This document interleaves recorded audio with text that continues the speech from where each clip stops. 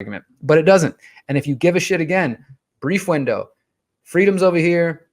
This is what we used to have. Right here is this window of what they're calling the new normal, which will lead to the Great Reset.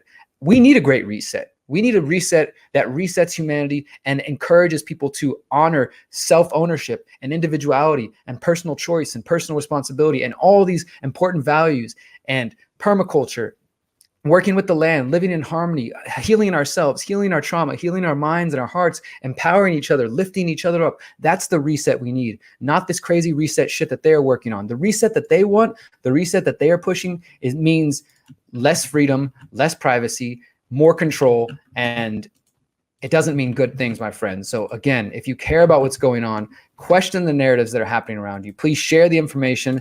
You know, if I didn't give a shit about the world, then I would basically, I'd already be in Mexico, guys. I'd already be doing everything that I have planned, building the conscious agora, the permaculture community I want. I'd be doing that already. But instead, I am spending my time trying to research, and I don't do this just for my own, just to hear myself talk. I don't do it so I can get rich or something. I don't make a lot of money doing this. I'm barely able to survive, but I do it because when I woke up in 2010, I was terrified. I was very, very concerned with everything I was finding. I was waking up to the reality that, you know, we have pedophiles running things and secret societies really, you know, some of you might not like that. Secret societies really run the world. They are the predator class. It's not your governments. It's not those people that are actually in power. And when I started to recognize this and started to really understand what was going on, I freaked out. I freaked out and I started talking to everybody I can, you know, everybody I could that would listen, people who didn't want to listen. I really quickly found out who thought I was crazy and who was like, I see the same things. I'm paying attention too. And from that point, guys, I decided that I was going to commit my life to doing everything I can to spreading awareness. So I sit on my ass a lot when I'm at home, and I sit here and I research. I take in the emails that you guys send me. I look up the things you send me. I watch the crazy videos. I watch the mainstream videos. I do all this research because I want us to have an option. And I don't have all the answers. You know, I've been called a narcissist lately and selfish and so many names the last couple of days, and I really don't give a fuck.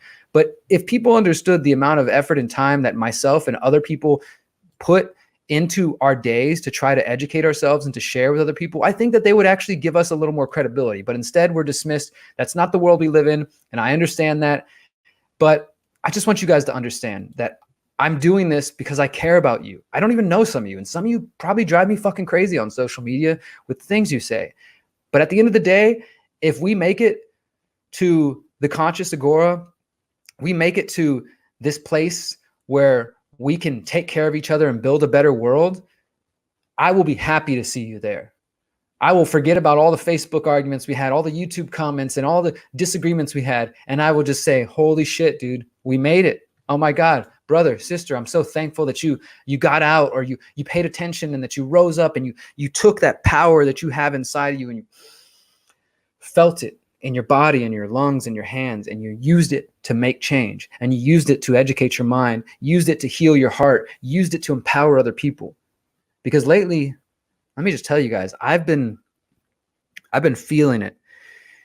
When I stop and I slow down, I can feel it rising up through my feet, up through my body, into my hands. It's anger, it's passion, it's rage, it's compassion. It's this unquenchable desire to live a life that I know I deserve, and to do whatever I can to help other human beings live the life they deserve. That is what I feel.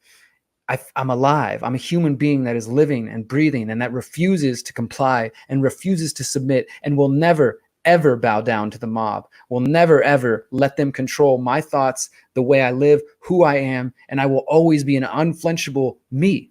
And sometimes that means I say fuck. Sometimes that means I'm all over the place, but that is me, and you are you with all your flaws. But I know if we really tap in to that energy, that collective energy that was within all of us, that power that the creator that I believe in, the creator that, is beyond name and beyond religion, that breathed life into all of us. If you stop and you slow down, my friends, you'll feel it. You'll feel it in your hands, in your heart, and you'll know that you're alive.